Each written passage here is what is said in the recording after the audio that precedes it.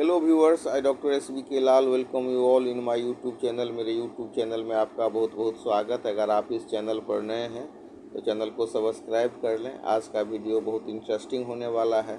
आज हम चर्चा करेंगे universe, Galaxy, stars, moon, planet, इस पर हम जो आकाशीय पिंड हैं इसके बारे में चर्चा करेंगे। तो आइए सबसे पहले हम समझते हैं कि what is celestial bodies. The stars, the moons, the planet and other objects are all heavenly और celestial bodies। तो आकाश में हम देखते हैं ढेर सारे स्टार्स को देखते हैं, और हमारा जो प्लेनेट है उसका एक मून होता है, वो भी दृष्टिगोचर होता है, या फिर प्लेनेट है। तो ये सब जितने हेवनली बॉडी हैं ये सब क्या है, तो कैलेस्टियल बॉडीज। जब हम दूर आकाश के तरफ नज़र फिराते हैं, देखते हैं, तो देखते हैं कि चमकते हुए तारे को देखते हैं, ट्विंकलिंग स्टार्स को देखते हैं। एक बहुत माने प्यारी सी कविता भी है, twinkle twinkle little star I have wonder what you are up above the world so high like a diamond in the sky. तो नर्सरी में ही एक कविता बच्चों को सिखाया जाता है। कई बार बच्चे इसके माने नहीं समझ रहे होते हैं, लेकिन रिदम में, लय में गाते हैं। तो आकाश के तरफ जब हमारी निगाह जाती है तो हम देखते हैं ट्विंकलिंग स्टार को ट्विंकलिंग करते हुए, टिमटिमाते हुए तारों को देखते हैं। और जो ग्रह भी दृष्टिगोचर होते हैं। फिर ग्रह के जो लेकिन ग्रह सबको देखने के लिए कई बार हमको ग्रह दृष्टिगोचर नहीं भी होता है, तो उसके लिए हमको टेलीस्कोप की भी आवश्यकता होती है, या ख़ास समय होता है जब ये बढ़िया से दृष्टिगोचर होते हैं। तो सबसे पहले जो ये आकाशीय भारी पिंड हैं तो इनको हम कैलेस्टियल बॉडीज़ कहते हैं। The star, the moon, the planets and other objects are all heavenly celestial bodies. अब इसके बाद हम चर्चा करते हैं यूनिवर्स का। यूनिवर्स क्या होता है? आकाश के तरफ हम देखें, एक अनंत सा आकाश दिखाई देता है, लिमिटलेस स्पेस दिखाता है, जिसमें कि सारे कैलेस्टियल बॉडीज समा जाएं, तो वही कहलाता है हमारा यूनिवर्स, जिसको हम हिंदी में ब्रह्मांड कहते हैं। तो इसका डिफिनेशन क्या होगा? The vast limitless space which includes all celestial bodies is called universe. The stars and the planets which we see in the sky are very small part of the vast space, which is limitless. There are billions of celestial bodies spread over the vast space. They are very, very far away from us, hence we cannot see all of them. तो ये जो limitless universe है, इसका कुछ खास ही हिस्सा हमको दिखाई देता है, और बहुत सारा जो हिस्सा है वो हमको दिखाई भी नहीं देता है, और ये हमसे बहुत बहुत दूर हैं, बहुत सुदूर में अवस्थित हैं ये। तो जो स्टार हैं और जो प्लेनेट जो हमारा सोलर सिस्टम है, इसमें हम देख रहे हैं कि 9 ग्रह होते हैं। तो प्लेनेट का हिंदी होता है ग्रह। अब इसके बाद हम चर्चा करते हैं गैलेक्सी का। तो गैलेक्सी क्या होता है? All the stars in a cluster are held together by mutual gravitational force. Such a huge cluster of billions of stars along the giant collection of gas and dust is called galaxy. तो आकाश में जो ढेर सारे तारे दिखाई देते हैं एक क्लस्टर में, और उनमें अपना म्यूचुअल ग्रेविटेशनल फोर्स भी लगता है जो एक दूसरे को बांध करके रखता है। तो ऐसा जो ह्यूज क्लस्टर है जिसमें कि बिलियंस ऑफ स्टार्स होते हैं, तो ये सारा जो जेंट कलेक्शन है, ये जो हैवी कलेक्शन है, ये विशाल जो संग्रह है गैस का और डस्ट का, और मतलब स्टार्स का, तारा का, तो सब मिला करके ये गैलेक्सी होता है। अब इसके बाद हम चर्चा करते हैं स्टार्स का। तो स्टार क्या है? तो स्टार में अपना स्वयं का प्रकाश होता है, और प्लेनेट में अपना स्वयं का प्रकाश नहीं होता है। इसलिए हम कहते हैं कि stars are self luminous heavenly body. The number of, मैंने एक क्वेश्चन भी पूछता है, एक पहेली जैसा भी प्रश्न है कि आकाश में कितने तारे हैं, तो हमारे सर में कितने बाल हैं। उससे भी ज़्यादा तारे हैं, तो हम कह सकते हैं कि number of stars is countless, उनकी गिनती नहीं की जा सकती है। We can not see all of them at a time.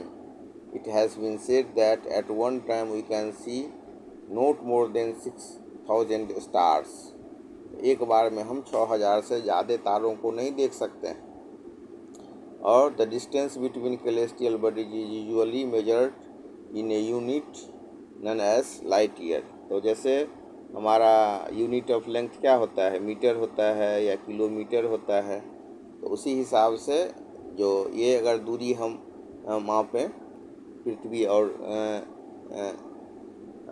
पृथ्वी और सूर्य की दूरी को तो हम किलोमीटर में माप सकते हैं, लेकिन अगर हम तारों के बीच की दूरी की बात करें या कोई तारा कितना दूर है उसकी बात करें, तो उसके लिए जो यूनिट ऑफ लेंथ होता है वो लाइट ईयर होता है, जिसमें हम सेलेस्टियल बॉडीज़ के डिस्टेंस को मेजर करते हैं। और कुछ तारे तो इतने दूर होते हैं, some stars are so far away that the light radiated by them reaches us in millions of years. अब इतना ही समझ लीजिए कि कुछ तारे हमसे इतना दूर हैं जिनका प्रकाश आने में हम तक मिलियंस ऑफ ईयर्स लग सकता है, लाखों वर्ष लग सकता है। The nearest star to the earth other than sun is the Proxima Centauri. It is about 4.5 light years away from us. तो हमारा सबसे नज़दीकी जो तारा है उसका नाम है प्रेक्सिमा सेंचुरी, और उसकी दूरी कितनी है पृथ्वी से, तो पृथ्वी से दूरी है 4.5 लाइट ईयर। अब इसके बाद हम चर्चा करते हैं कॉन्स्टेलेशन का। तो the group of stars which are recognized by their formation are called constellations. जैसे ऊर्जा में sir also called the Great Bear is a constellation of several stars. It appears in the northern sky in India. The 7 stars called Saptarishi Mandal, it is the part of the Great Bear.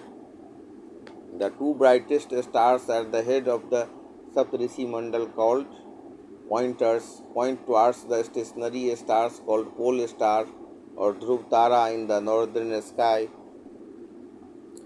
तो ये जो constellation होता है ये क्या होता है, group of star होता है, which are recognized by their formations, जो अपने फॉर्मेशन से पहचाना जाता है, इसको हम कॉन्स्टिलेशन कहते हैं। तो जैसे हम चर्चा करते हैं उर्सा मेजर का, जिसको कि ग्रेट बियर के नाम से भी जानते हैं हम। ये आप देख सकते हैं कि अलग अलग देश में अलग अलग नामकरण होता है और फिर उसको हम को रिलेट करते हैं, तो इस हिसाब से नाम का भी अनुवाद आपको मिल सकता है। तो उर्सा मेजर का नाम ग्रेट बियर भी है। तो ये भी क्या है, द कंस्टेलेशन ऑफ सेवरल स्टार्स है। इसमें बहुत सारे स्टार्स हैं। जो उत्तर की तरफ जब आप देखेंगे तो आपको ये सप्तर्षि मंडल दिखाई देगा। ये के सप्तर्षि मंडल क्या है, तो ये ग्रेट बियर का ही एक भाग है। और ग्रेट बियर किसका नाम है, तो उर्सा मेजर का नाम है। इसी तरह से 2 बहुत ही चमकीले तारे सप्तर्षि मंडल में हैं, जिनको हम पॉइंटर कहते हैं। ये पॉइंट करते हैं किसको, तो स्टेशनरी स्टार को, जिसको हम पोल स्टार कहते हैं या ध्रुव तारा कहते हैं। ध्रुव तारा से हमारे यहाँ कहानी भी जुड़ी हुई है।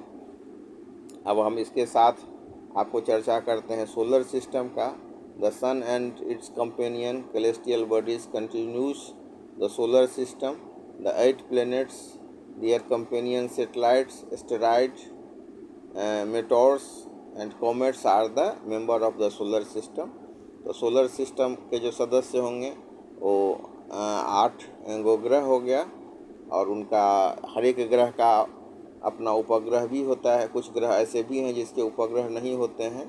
तो सोलर सिस्टम में जो जितने हमारे ग्रह आते हैं वो ग्रह हो गए, और ग्रह का जो कंपेनियन सेटेलाइट्स है वो हो गया, एस्टेरॉयड हो गया, मेटोर्स हो गया, और कोमेट्स इसमें आते हैं सोलर सिस्टम में। तो अगर हम डिफिनेशन की बात करें तो हम कह सकते हैं the sun and its companion celestial bodies constitute the solar system. तो सोलर सिस्टम का निर्माण कैसे होता है, तो सूर्य के द्वारा, और इसका जो कंपेनियन सेलेस्टियल बॉडी है उसके द्वारा होता है। अब इसमें कुछ चीज़ बहुत इम्पोर्टेंट है, जैसे व्हाट इज़ नेबुला। तो इसका जवाब देने के लिए हम आपको बताएंगे कि some scientist believe that a giant cloud of gases and dust called nebula appeared moving in the space about 4.6 billion of years ago. तो वैज्ञानिक लोगों का विश्वास है कि एक बहुत बड़ा जो गैस का और डस्ट का बादल है, जिसको हम नेबुला कहते हैं, वो 4.6 बिलियन ईयर पहले अपीयर हो गया। और ये जो हमारा है ये ठंडा होता गया, और ठंडा होते हुए ये परिक्रमा करने लगा, घूमने लगा। The 8 balls of gases of different sizes were separated from the nebula. तो इसमें से 8 वो जो बॉल है वो नेबुला से सेपरेट हुआ, और इसी तरह से ग्रह सब का जन्म हुआ। अब इसके बाद the remaining central mass of the nebula changed into a star known as the sun. The other 8 ball change into planets. तो इसके बाद हम चर्चा करेंगे आपको द सन का। तो सूर्य भी एक तारा ही है। The sun is a star. A star does not have a solid surface but is a ball of gases held together by its own gravity. अब इसके बाद हम चर्चा कर रहे हैं कि प्लैनेट्स का। Planets are heavenly bodies which receive light and heat from the sun. और अगर हम चर्चा करें तो Mercury, Venus, Earth, Mars, Jupiter, Saturn, Uranus and Neptune, ये हमारे मतलब ग्रह हैं, जिसको हम प्लैनेट कहते हैं। तो इस तरह से मार्स को हम रेड प्लैनेट के रूप में जानते हैं।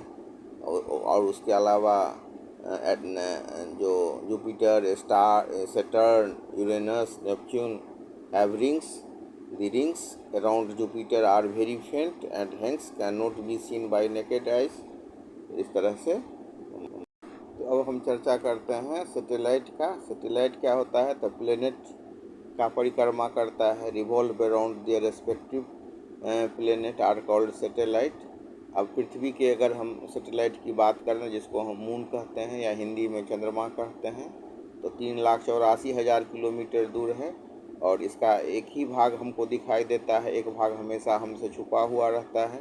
अगर टेम्परेचर की बात करें तो इसका टेम्परेचर 214 डिग्री सेल्सियस तक पहुंच जाता है, और रात में घट करके -184 डिग्री सेल्सियस तक आ जाता है। अब बहुत ही एक प्रचलित शब्द है फेज ऑफ द मून।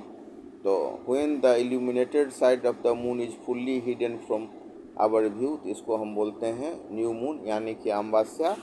और जब हमको पूरा चंद्रमा दिखाई देता है तो उसको हम बोलते हैं Purnima. The day when the moon is completely visible to us is the full moon, Purnima. अब इसके बाद हम चर्चा करते हैं एस्टेरॉइड्स का। Asteroids are rocky space object that orbit our sun. Most asteroid orbit our sun, a star in a region of space between the orbits of Mars and Jupiter none.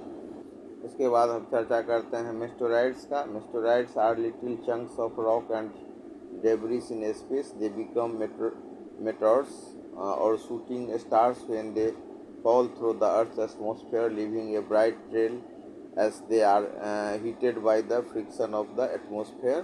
उसके बाद हम चर्चा करते हैं कॉमेट्स का। Comets are the small bodies with a head and long luminous tail. They are made up of dust and frozen gases. They appear in the sky after a long period. A comet known as Halley comets appear in the sky after every 76 years interval. तो 76 वर्ष के बाद heli का जो comets है हमको दिखाई देता है। कॉमेट्स को ही हम हिंदी में धूमकेतु कहते हैं। तो comets are the small bodies with a head and long luminous tail. तो पूंछ जैसी आकृति वाला जो आकाशीय पिंड हमको दिखाई देता है छोटा सा, तो इसी को हम बोलते हैं कॉमेट्स। और आपको पुछिला तारा भी के नाम से भी इसको जानते हैं, या धूमकेतु के नाम से भी जानते हैं। ये भी परिक्रमा करता है सूर्य का। और जैसा कि हमने अभी चर्चा किया हेली के कॉमेट्स के बारे